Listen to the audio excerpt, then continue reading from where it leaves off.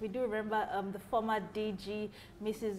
Indio Kereke, and also the former DG of SEC, Mrs. Aruma Ote. Yes, we remember them. These are women who have thrived in the banking sector and also as in the capital market too. So I wanted to ask you, like, how can women increase their roles as leaders? Yes, there are women leaders, like you rightfully said, in different career options, particularly in the capital market and in the banking sector. Now, how do these roles benefit women in their organizations and in the society at large? Okay, you know the adage that says you train a woman, you train a nation. Yes. One woman can, you know, the multiplier effects in the economy, in the family, it starts from the family and it builds up to this community, to the general economy and so on, cannot be quantified, I tell you, because women, you know, we are nurturers. Yes. Being a nurturer means you are impacting, you know, grooming, mentoring, you know, the younger ones and others, even the older ones, because that nature is inborn in us. And so we pass it on. It's easier for women because we are empathic and very, you might be very sympathetic, but you're still firm as a woman because you're a goal driver. You want to achieve goals, and then that's it. The multiplier effect on the general economy is great, usually great. Yes. I like this actually. I look forward to actually seeing more and more women in more leadership positions actually, and I'm quite sure that when you got into the banking sector and also in the capital markets as a stockbroker, you were also influenced by other women there. So I wanted to talk about mentoring other young ladies who like to become stockbrokers. Like, how's that been for you? I'm quite sure you have this over 20 years as a chartered stockbroker, so I'm sure you have opportunities to mentor upcoming stockbrokers or ladies who like to be in the capital markets. Yes, it's quite demanding as well, you know, for anybody who wants to take on any role and grow in it. You have to make a lot of sacrifices. You have to work hard. You know, some of us, when we were training to become brokers, we were working, we were mothers with young children, we were wives, you know, we all had siblings and so on. There were many demands on us, but you learn to prioritize. And when you prioritize, you find out that it becomes easier. It's not that it will be easy, but you know, whatever is worth doing, you will put in the efforts and make it work. If you're determined and focused. My advice to younger women is that, you know, pick the career path you want to follow, and then get a mentor.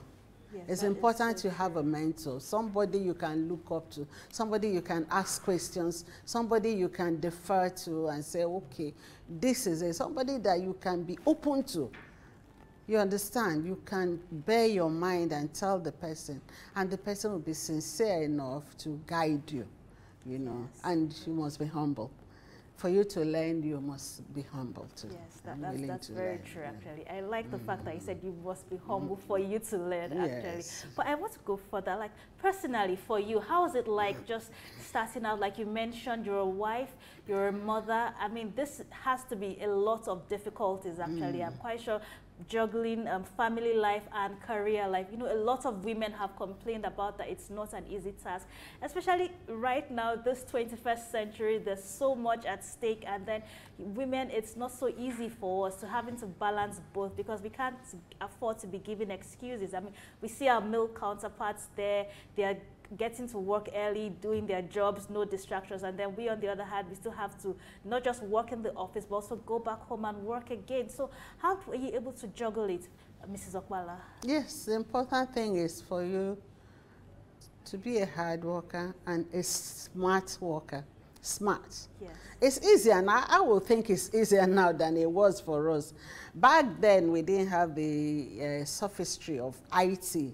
Oh, yes. Yes, so you have to dig up every information. You have to go through the library, go sit down. And for me now, an idea can just pop into my head and I'll pick up my phone and go to Google and and I will at least have an idea. Yes. Then I can pursue it from there.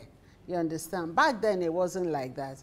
Back then, you have to dig up every information. You have to look for the book. Oh, you run to this place, buy books, come sit down and mark them. Yes, you still do that, but it's not as difficult.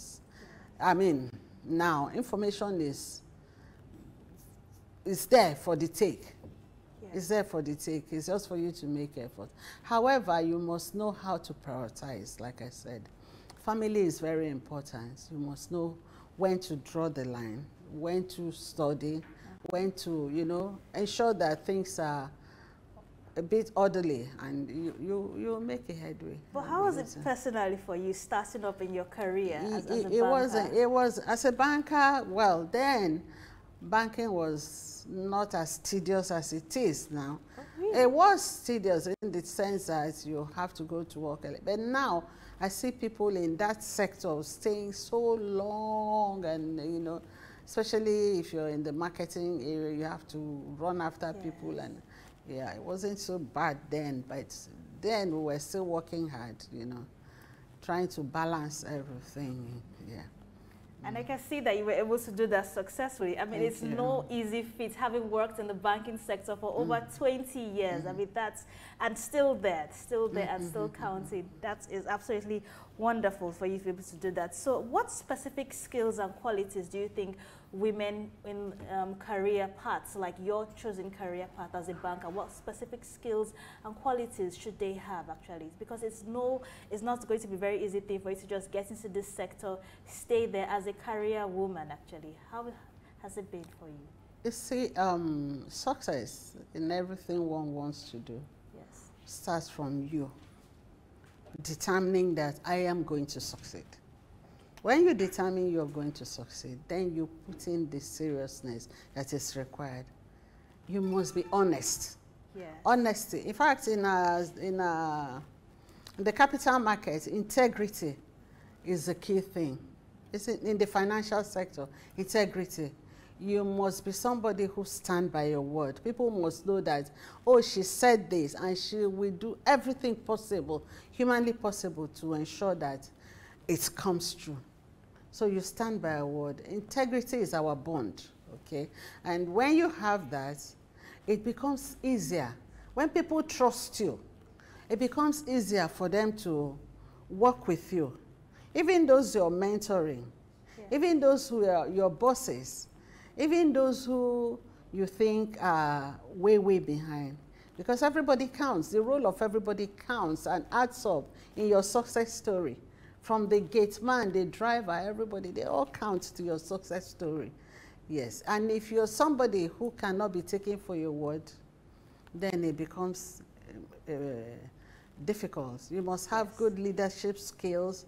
You must have a knowledge, a deep knowledge of the industry that you are in, and you keep working and improving, because every day things change and gets better, and you have to be seen to be on top of your game.